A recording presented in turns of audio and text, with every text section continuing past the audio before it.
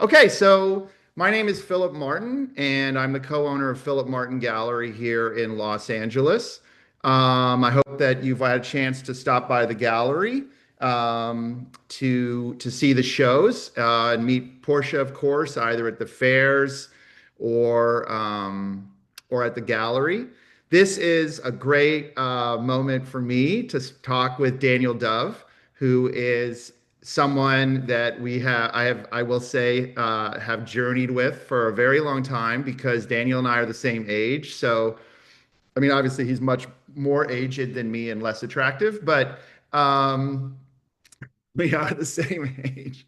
So we're peers, but the amazing thing about our relationship is that Daniel was my teacher at the vaunted University of Texas because he went straight through graduate school and I took 3 years in between. Daniel was an undergrad at Texas, then went to Yale, then came back for a couple years before going to Cleveland. So he taught me. We have taught each other over the years. I'm a gallerist now, though I do make paintings. He's a painter and also a teacher. And so we just have had a wonderful relationship over the years, at least from my side of the table. Daniel, thank you so much for joining us. Well, thank you, Philip, for the invitation and for setting this up. Awesome. Okay. So we're going to talk about Daniel's show, Dry Season. Um, it is an online show. You can see all the works anytime. Just, send me a note, let me know. So we're just going to kind of walk through his studio briefly before we get into the works. Um, Daniel, do you want to talk? Where do we want to get started on this show here? One more thing. Pay attention to the little box over here because the black box of magic we will discuss later. I sense this might go over. We have a huge crowd here, Daniel. You must have did you tell people you would give them an F if they didn't go to the It turns out that AI bots are very good at joining things. web? And so one thing I did say that Daniel was my only correction in the press release, though I'm sure he disliked all parts of it, was to say that he uses real and physical What did you say? Real and virtual models to build your paintings. Phys- So I physical and digital, I think. physical and digital, whereas I think I use computer generated. So here we are, just with a few things to prove that Daniel actually does touch paintbrushes and use them in his paintings. Okay, so let's get started, Daniel. Tell me, where do you want to start? Well, I maybe I'll refer to the box, not necessarily needing to look at an image of it, but refer to it as a kind of part of the studio challenge that I face, given the kind of artist that I am, Hmm. where I have deep roots in naturalism, Yes. kind of high information and naturalistic light effects, which would, give what one of my professors in grad school called the authority of reality to whatever it is that you painted, even if it was a complete fiction.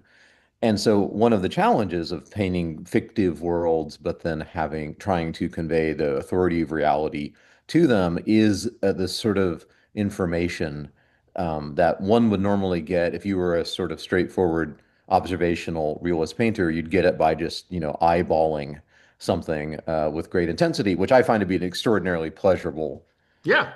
activity. But given that the thing doesn't exist, of course, this creates a kind of problem of information. And the box performs a function in the middle of a larger workflow that includes sketches, sketch paintings, digital models like Photoshop models, and 3D generated models like using SketchUp. And then the box is just there's nothing that replaces observational color. Nothing is as complex. Nothing is Yeah. as and it's to me it's at least at my point in the story, it's not quite possible to invent it, even though it'd be lovely to be untethered to have all of that sort of in the disk drive and be able to access it at any point. Yeah. So the box is a kind of symbol of a way that my studio practice really is reliant on a lots of different inputs in order Yeah. to arrive at a final painting. Yeah. So, just to kind of be your a little assistant here. Um, Daniel, obviously you're a rep, you're in a, you paint from observation, that you were trained in painting from observation, and even beyond being trained at the University of Texas and then at Yale, where you worked with Bailey and other people. Not only did you receive this intense training in observational painting, um, but we also went through a time when observational painting was capped on as we approached going to school in the late 90s or in the 90s, as we're kind of at the end of the modernist timeline and this idea that we're moving for the new, academic painting in quotes or whatever is seen as this like retrograde thing because it's not new anymore. Obviously, we've now deconstructed this whole thing in so many different ways as the art world, I think through Instagram and just through efforts to try to broaden it, both in terms of differences in makers, whether it's we're talking about male or female or genders or ethnicities or parts of the world. Like there's so many, many, many amazing painters and amazing people that we're getting a chance to see their work. And we're also getting new buyers from all over the world are getting a chance to participate. And so this kind of um, New York, Cologne, or whatever you want to call modernist kind of market timeline that's both in academia and in the market that, like, we all have read about here and there has all been completely exploded. And so it gets us back to the point of what I am saying is that you have this remarkable skill set, which is this ability to paint from observation. And also, that is such a remarkable process as an artist. It informs your color knowledge, it informs everything. But it's sort of like, well, what can I put in front of myself in terms of observation, right? Like, what can I put in front of myself in terms of things that I bring in from outside? Am I outside? Am I in my studio? What does it mean to invent and have a human voice in the context of all that? Furthermore, what does reality even mean? And then as we start to see how the knowledge of observational painting has informed CGI. People probably don't know these things, but the reality is that CGI is informed essentially, I'm going to say, through a legacy of observational painting and how humans learned about the systems of how the world works when we look at it to our eyes, whether we're talking about color or we're talking about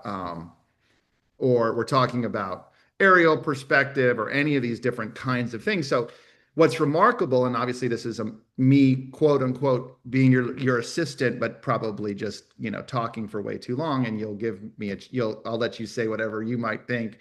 Is it brings us back to this very remarkable place where we are, which is very exciting, where painting to me is the cutting edge thing with the real opportunity for people to express themselves in their own interiority and individuality. And when we have the skill set that you have, and we're now over this ridiculous notion that observational painting is, academic or uninteresting or not challenging, like it actually is this amazing thing to start to bring in this question of like, what is reality? So, okay, I will rein myself in. Do you have anything that resonates with you or that you might like to comment on? Yeah, I mean, the question of what is reality is something that we are, it's been being interrogated a lot in terms of all the various just reality distortion fields that exist in the political culture. But Yeah. we're right on the beginning of falling off the cliff of the authority of photography, given what AI can do. Yep. Photography was already kind of liquefied what I mean by that is it's alterable at the pixel level. It's been that way for, ever since Photoshop was Yeah. something that everyone could access. And CGI is a great example of the photographic sense of reality being conveyed upon. The famous Fox Talbot pencil of nature. I mean, it's so that we've gone through this arc, but I think that we're still not quite ready as a culture for what is made whole cloth out of Yeah. nothing, where Mhm. there's nothing that's being indexed at all, Yeah. except for a kind of aggregate of everything that has been made up to this point. Yep. And so I think of it as being like, we've moved to increasingly disembodied experiences. in the Yep. sense of we look at screens Yep. rather than say the thing itself or a Yep. physical representation. But Yep. now we're facing disembodiment on the other side. The referent is disembodied. There was Yep. never a thing there in the first place. Yep. And so one might say that the zeitgeist in one part of our culture moves in that direction. I'd say that the reaction zeitgeist moves back toward the physical. Um, Hmm. and this is a way that painters have thought for a while, but I honestly haven't really been sold on the idea until relatively recently. Yep. I was never sure if painters were just like trying to justify their practice Yep. in the face of what is truly this kind of spectacular over the top visual culture and Yep. CGI. But my gosh, I think that now it's like this sense of a specific size, a feeling of the physical touch of the artist, a sense of an object having almost kind of like a mortal life. All of these things Yep. relocate us in our bodies, and our bodies have become all the more relevant in our psychological life as they become all the more irrelevant in the sort of digital image culture. Yeah. Well, I want to interrupt you really bad, but please continue with what you're saying about bodies, because that I think is an interesting idea. Well, I think that there's something about the way that painting, a Mhm. technology, but a very old one that Yep. has this physical residue, Yep. uh, is and has a specific size and has, the what might be seen as also flaws Yep. in a way that a digital image would not possess, is a way of actually feeling the presence of, an embodied person, even if Yep. it's mediated through this other thing. And Yeah. it's like that the premium on that's only going to get larger and larger as we slip into, an exponentiated virtual nature of reality. Yeah.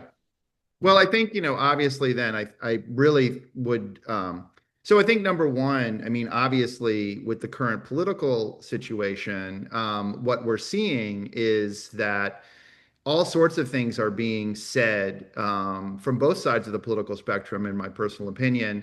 And you're like, where's the reality here?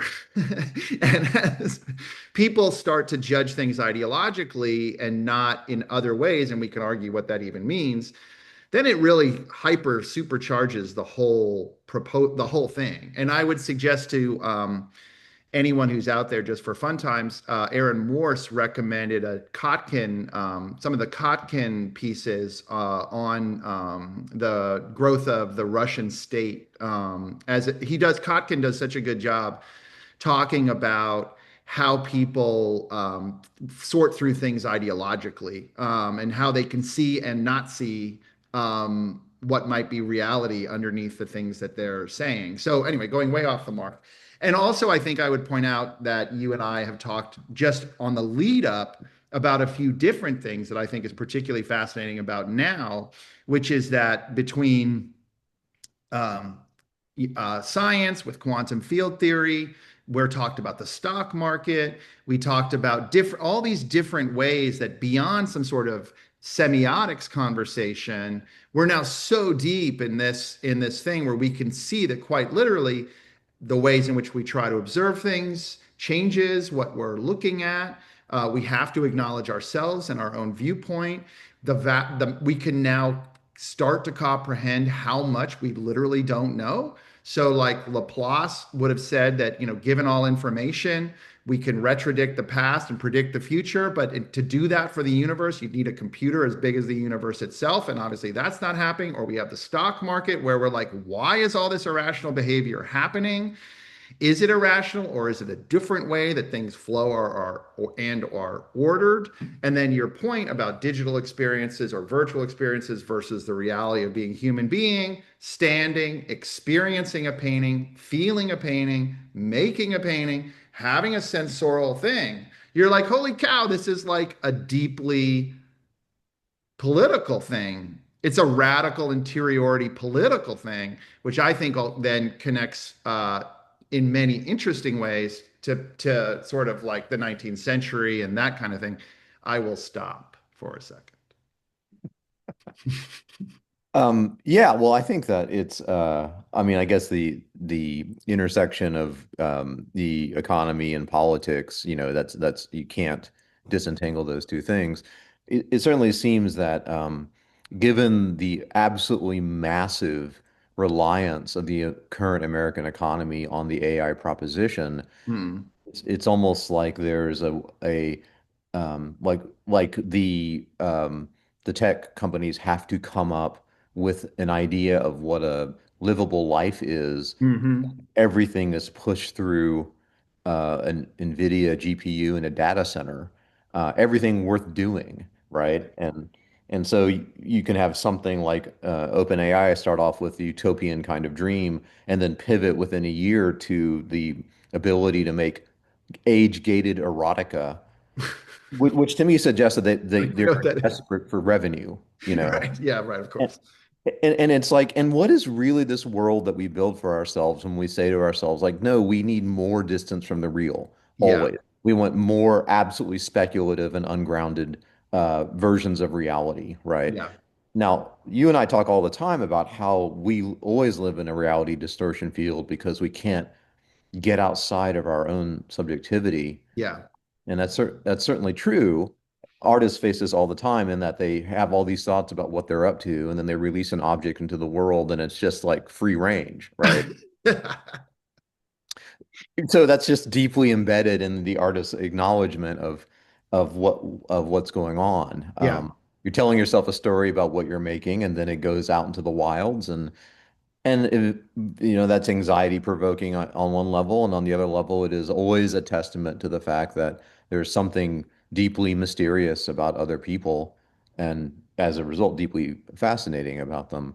Yeah. Um, and all of this is worth experiencing more than a AI generated avatar of Sam Altman doing something silly.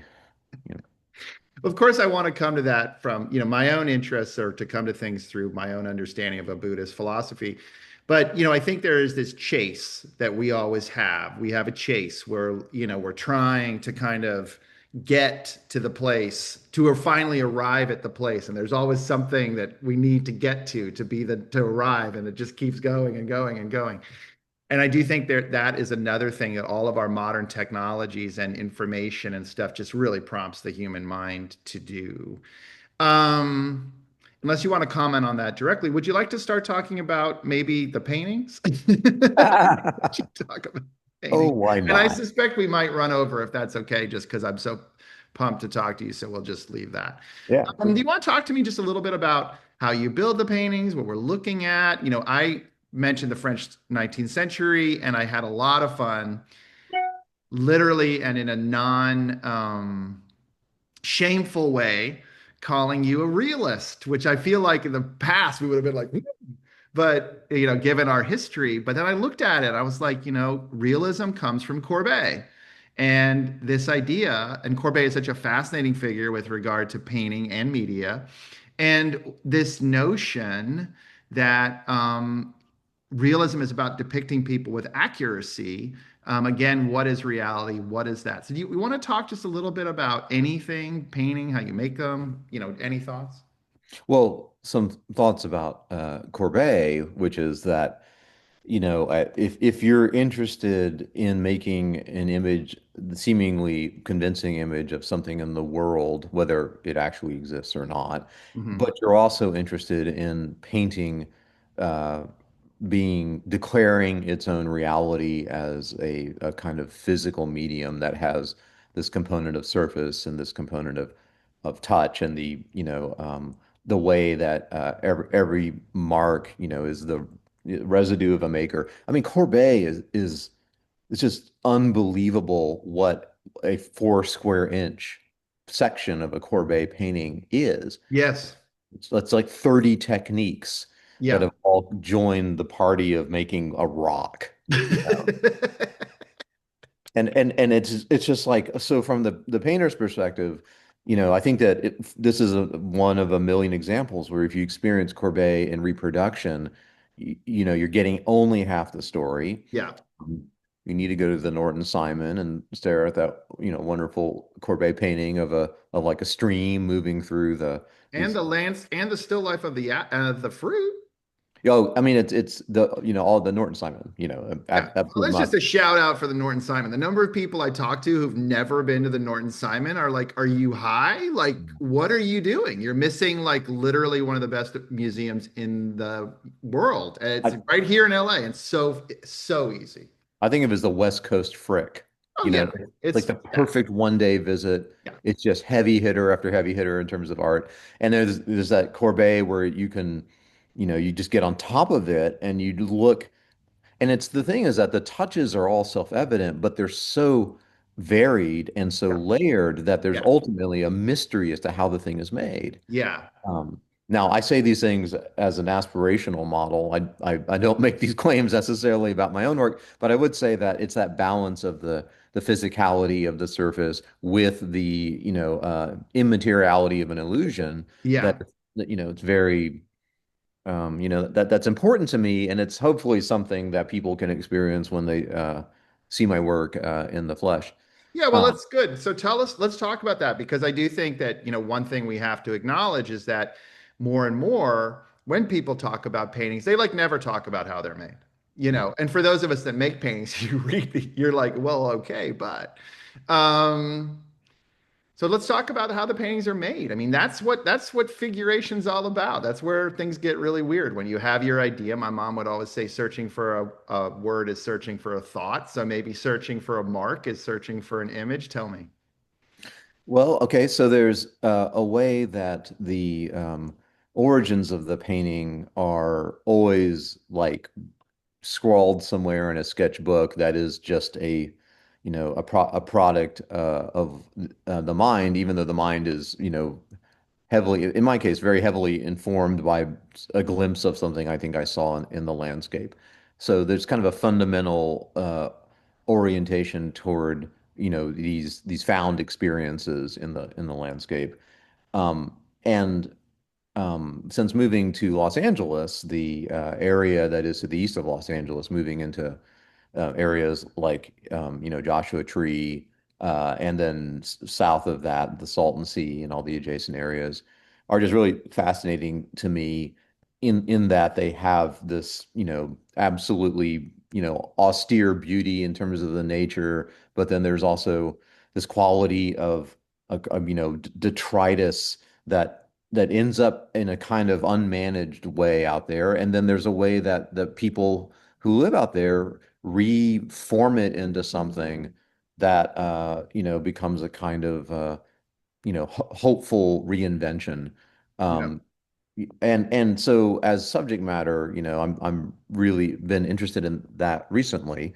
But it's not. We've always been interested in that. I'm going to Yeah. interrupt because the thing I think I just want to mention to people before is mention and Aaron Morse also told me I have to be I need to really understand what late capitalism, the phrase that people like to use, actually means in relation to what Marx meant by that and what people mean when they say that. So I don't want to use that phrase exactly. But I would like to point out that you're from Austin, Texas, a city that in the time you live there and still has largely only gone in one economic direction. We Right. can absolutely discuss how much everyone's included in it, but as far as like the American model, building the homes, the suburbs, the everything, like it's just grown and grown and grown. You went from there to Cleveland, which was tires, glass, rubber, everything that we needed in the 1910s, which is why these museums in Ohio are so amazing, and you have, of course, exhibited your work at them. Then, like, it just goes. So you're going from here, you move somewhere that's going here, and now, like here in Southern California, overwhelming landscape, but yet still seeing this like it's like Austin era people, people of that era of the 80s and 90s surviving in like a Cleveland era wreckage somehow out in the desert. I don't know if that's, swarming around the gas like a bunch of angry ants. Yeah, I mean, you certainly accurately described that sort of that lurching from the eternal boom story to everything being in the past. And Mhm. Cleveland was the way you knew that Cleveland was always in trouble is that it was always obsessed with resurrection, and Yeah. all of its rhetoric was built around a renaissance. And it's like no one talks about a renaissance in Austin, No. you know, because everyone is just actually trying to control the arc of the growth. So for me in Cleveland, which is really the first place that really resonated with me in terms of subject matter, there was the sense that something amazing and then something tragic happened Yeah. some time ago. Yeah. And a friend of mine pointed out recently that actually I'm now on a different part of the storyline in which it's sort of like, an amazing thing happened and then a tragic thing happened, and then we're back to people sort of pulling it back together. And so it's not In Cleveland or in some other sense? in the sense that people will take all of the wreckage, literally wreckage from disasters in LA, Right. and then rebuild it as art. Yeah. And so now it's sort of turned the corner to become once again an aspirational act. Yeah. Now I feel like that this And there's area. some poetry there, like the sheer shamanism of world building that you as an artist are doing in your own studio. So yeah. Yeah, and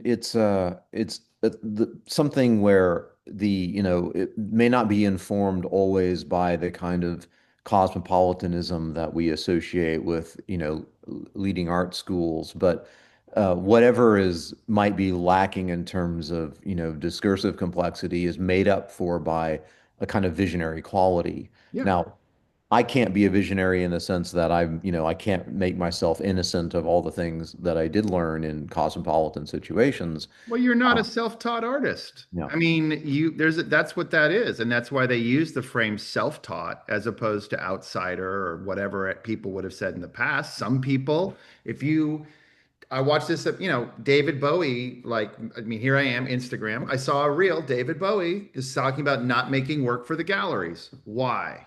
Now, obviously, as a gallerist, I'm like, I think that this isn't, what I won't excuse that. Never mind, forget that part. But basically, he says that people become artists because they want to negotiate something in themselves and they want to negotiate that with society. And it's an energy as vague as anything else. And if you want to make art, this goes back to the radicalness of the whole thing. That's a radical thing. And so there are people who don't have the opportunity to go to art school, but that does not mean that they're not artists. Whereas, we were lucky. We had the opportunity to go to art school. So there is a difference, but it's not a qualitative difference, but it is a different framing. And I think when people are building junk sculptures in the desert, they're clearly motivated.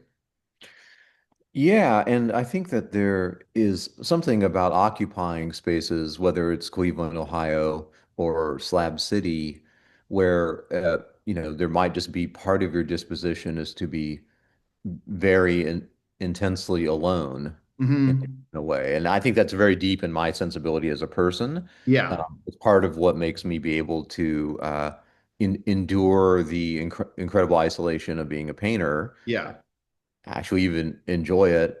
course. It's but there that sense that you're alone in the ruins of a post-industrial city. Yeah. It's time for me, it seems, to bring a presence back, even if it's a kind of like deferred or mediated presence of somebody made a thing. It's kind of animalistic. It has a kind of, Yeah. life, AirSat's life to it, given Yeah. that it's all based on something that is pure life force, which is like Yeah. this animal from the natural world, even if it's highly, it's cobbled together from um, all of the products, the products of a hyper industrialized culture. I think it's like not being exactly alone anymore. It's Yeah. like being next to a thing that one could even imagine has an animate spirit in it, and then also the presence of that person who is busily making these things, Yeah. what is called, junk, and as a kind of official, title of junk sculpture as a Yeah. kind of genre. Yeah. So what, living in the post-industrial ruin was about the echoes of things that projects that people had 50, 100 years ago. Yeah. And because it's the desert, they're not affected by entropy in the same way that it might be if they were in a city where something would just, okay, pave over your thing, or in a jungle or whatever, a wet climate where it would just rust and decay. Because it's the desert, it actually, has a different entropic flow where this crap can just, sorry, the did not mean that qualitatively. This stuff can just be around. Yeah, You I go think that. like this painting, which is called this one, which is Bombay Beach. Given that we're gonna run over because I'm just gonna force you to hang out here with me because I'm having too much fun. This is Bombay Beach, which I assume is on the Salton Sea. And if no one's ever been there, like it's kind of incredible. You're like, I guess you guys thought that this was going to be a beach community, based on the fact that there was this entirely accidental cut in the Colorado River that occurred.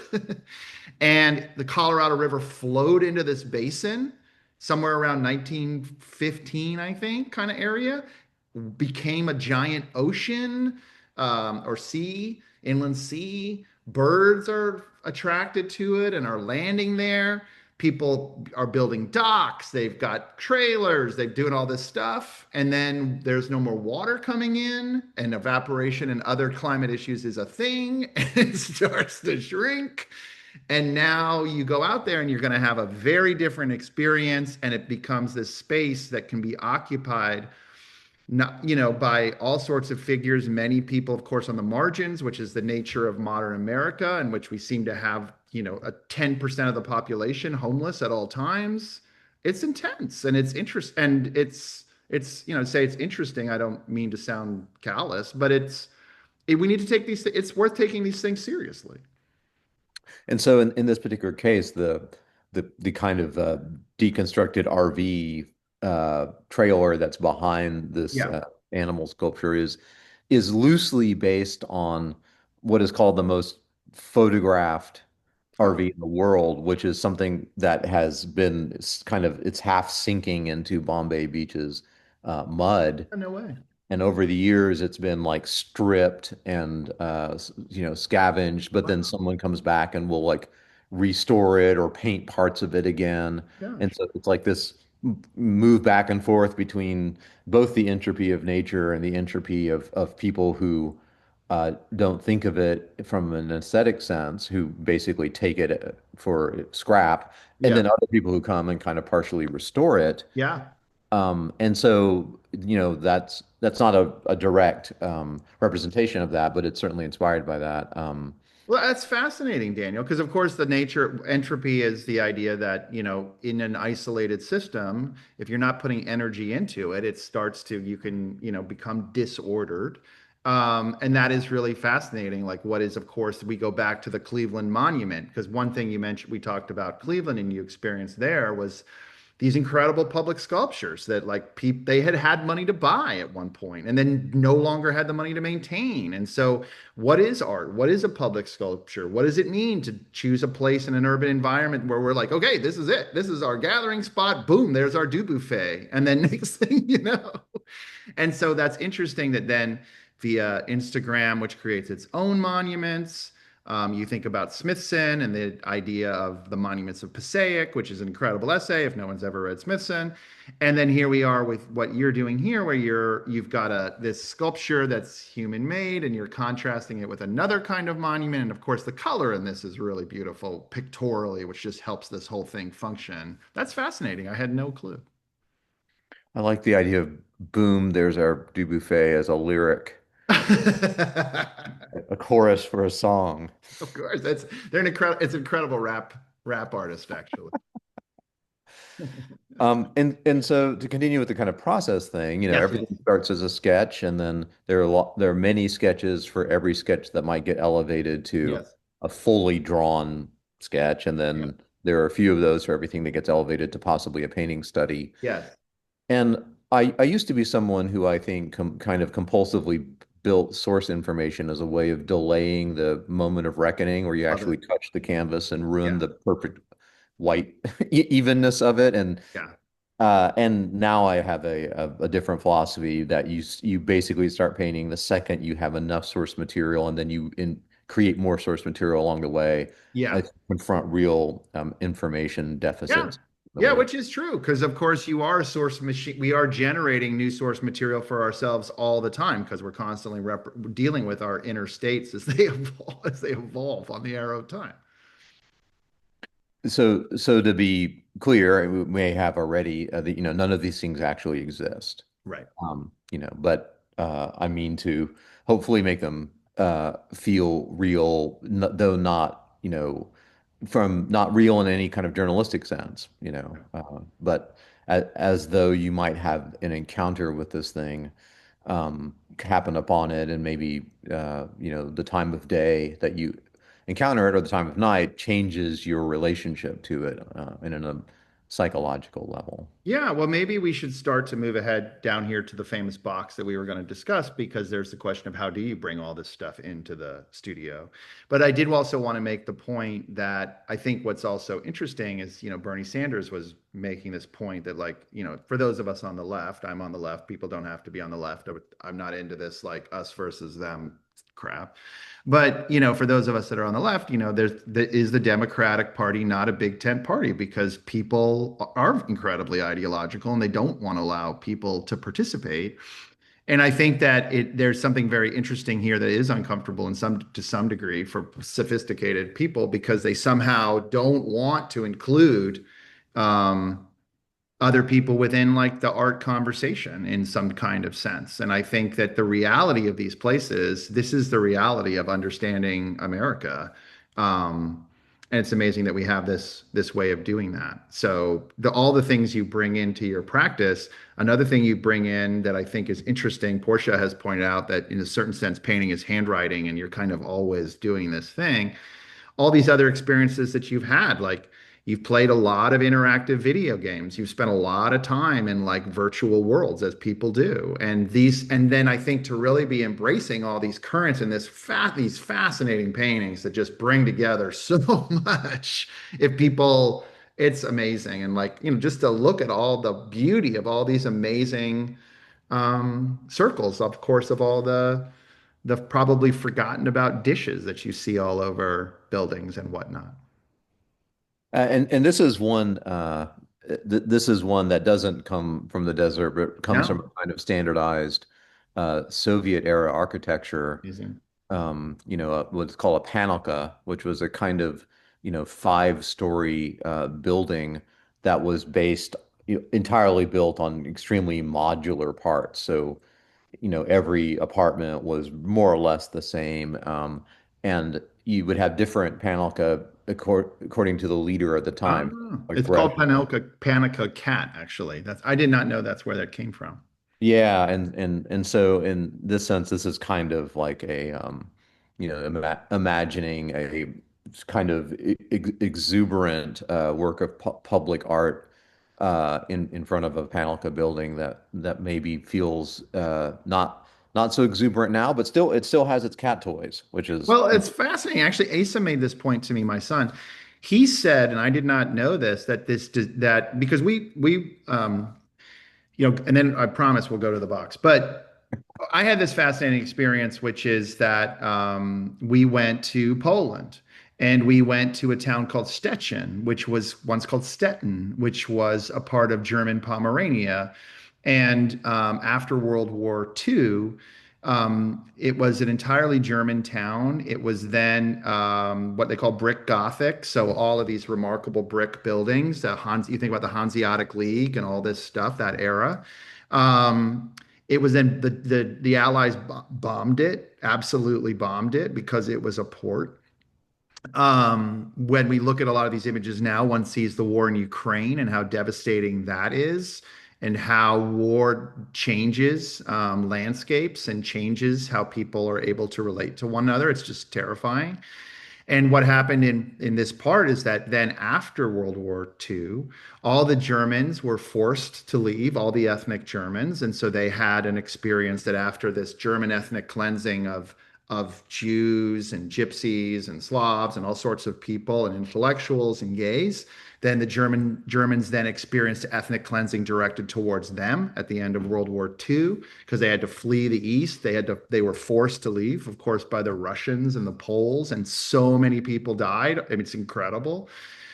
Anyway, then what happened is the Russian or the Eastern state, the Poles, then built all these tower blocks in the midst of these ruined brick Gothic buildings. And these are crazy urban spaces. And Asa, my son, told me that in fact that the tower block is such a basic for Eastern Europe, and I don't know this for sure. I mean, but it jives with what I saw that there are towns in Siberia where the entire town is now just a tower block. Like that's it. There's nothing else there.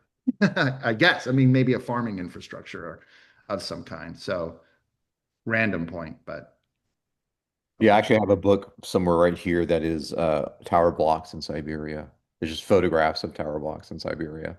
actually, Yeah, actually do. oh no Actually, way. right Okay, under well then I right don't feel underneath so my bad. laptop here. It's supporting the laptop. Yeah. Oh, amazing. Well, my laptop is three Delacroix books, so it's supported by that. I'll see you three Delacroix. Okay. I'll raise you Siberia. Okay. And that was another thing I did discuss in the press release just for fun times, and people can go read it if they want, which was a remarkable show connecting how the surrealists, Max Ernst and De Chirico, in terms of worldview and building, and I talked about Yves Tanguy a little bit in the how they discovered Bauquelin, the Swiss romanticist. And there's this, I think, another interesting thing as we talk about Courbet as this certain kind of modern artist. There are the figures like the Goyas and the Delacroix, the romantic people, and the Bauquelins, and this vision then kind of being read through Courbet and surrealism and kind of where we are now in terms of image making.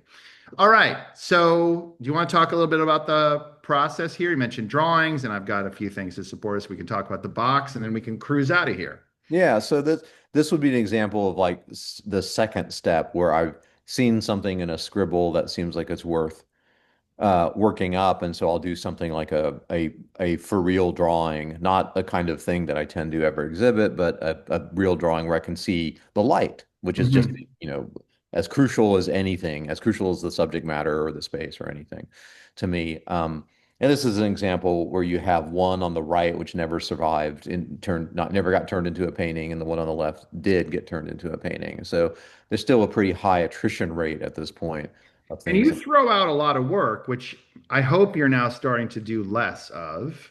Um, but there's a lot of work that goes into making these. I mean, the one on the right did become a painting on paper, Yes, right. Opinion paper, yes. but it never went as far as becoming a painting. And then a lot of the themes in this show currently, a lot of them, it seems like you've painted them not only multiple finished versions, kind of a small and a large sometimes, but also multiple trashed versions, apparently. Yeah, and I've always been, there's there's the man himself, That's the and man himself? this is the painting in progress. Yes.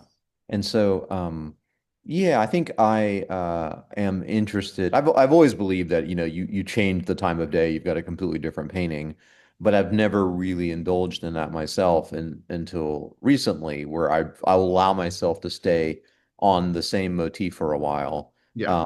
and make variations on it. And it is just a kind of negotiation with yourself as to what you're demanding of yourself. If I believed this for other people, that you change from midday to midnight, you've got a completely different painting problem, a completely different set of possibilities. Why wouldn't I afford that to myself? And so now I am doing it. Um, Um, let's go through this. And there is one question in the chat that I will ask if anybody has them. This is the famous box. Do you want to talk about what you're doing in here? Yeah, I mean, it really is just about taking colored light and setting up little staged objects, and then just seeing what the relationship is between the light source and the shadow. And it's because they're so interdependent. If the light source is warm, then the shadow becomes cool, And then the opposite is also true, you know. And then if the light source is red, then you get a lot of its complement green in the shadow. And this fundamental relationship of the color, temperature, and value of the light in relationship to all the same things in the shadow, if you can get that right, you can make a lot of speculative objects seem very real. Hmm. It's like this like unlock to the sensation of reality. And so this is sort of at the near the final stage when I'm actually making the painting and I'm just needing to grab color. So I'll set up these scenarios in the box and use them really for color information primarily. I want to show you some notes. I've really been getting into my grandfather's archive. My grandfather was a landscape painter, but he was also an illustrator. And it's really interesting. He is of a period when, painters are interacting with printmaking in particular and other mass media. And another thing I'm going to mention, if people are up for it, is while my grandfather's work is not something you can see online, if you want to look at this kind of thing, I love all these British painters from the early part of the 20th century. So I'm talking about figures like the first half, Revilius, Paul Nash, John Nash, um, Terza Revilius, Edward Bawden, figures who are very involved in because they need money. They're really engaged in printmaking, and because they're really engaged in printmaking, they have to really understand how image can work in a simplified way and how they can envision it. So their line quality is really remarkable to see how they'll do a woodcut from a painting. It's really useful if people want to check that out. But also your point about like, how do we understand color abstractly? How can we use it as a system? How can we not be systematic in how we use it, but then also have it available to us for real personal expression? Yeah, and I have a folder of all those painters that you mentioned because you were furiously texting me their names and so much wonderful work there. Okay, This two questions. We've yeah. got one person just saying, so you're not really building models to work from, more testing light and color relationships in general? Well, the sometimes the mod like in this case, the model is closer to the actual object I'm painting. Yes. I had this thing 3D printed, and Oh, interesting. it is just kind of this revelation of, you can kind of predict the colors you get on the right side and the left side, but the middle band of color is completely unfathomable till you see it. Yeah. Um, so in this object is close to the subject matter in the painting. Sometimes the things in the box are purely there to sample color from. Yeah, and in fact, there was a painting that you made that I believe is a geodesic dome in Spain, some kind of failed modernist object building that you then combined, or failed is not the right word, entropically affected, that is combined with a kind of I read it as a kind of Henry Moore influenced figurative object of your own vernacular. Yeah. Yeah, there are a few of these large geodesic things that have a lot of structural problems around the world. Yeah. Well, of course, you went to Cal Poly, which is got that in absolutely unbelievable San Luis Obispo um, speculative architecture campus, which is incredible. If you ever go up there, it's like, wow, you really need to, got some serious hippie modernism in there, as well as a lot of other really remarkable stuff. Yeah, I almost got a painting out of that place. That was the only place in San Luis Obispo or the Central Coast that I could make contact with, like That's a lie because you painted the Carrizo plane many times. oh yes, you're right. You're right. The Carrizo Plain, another place. It's like the Norton Simon of nature. Where Very true. no one who lives in Central Coast has been there. And it's so spectacular. Really is something. Yeah. And then this is the last one, and we'll wrap it up. Do you think about totems? I feel like in some way you're describing these figures as such. You're describing these figures as such in a way, but don't use that word. Also, I thought of the figures at first as a nod to Pablo Picasso's recurring bull motif. Not going to argue with that. Also, so interested to hear that they're primarily inspired by junk desert sculpture. Well, the question of totems, I think that it's It's actually not something that I've considered closely until a friend of mine with not unrequested by me, had Chat GPT critique my work and sent it to me.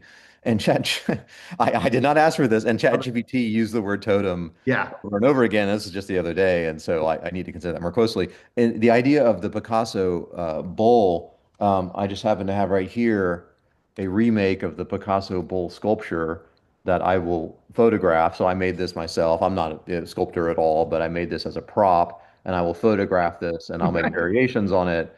So this is the man himself. Uh, Amazing. and so that association is Yeah. Well, the exact. way in which you can take these paintings, like we've discussed this, I mean, the way you can make paintings and then put them through the computer is really fascinating. And you've done that. And there's some examples, I think, on our website of Matisse in particular.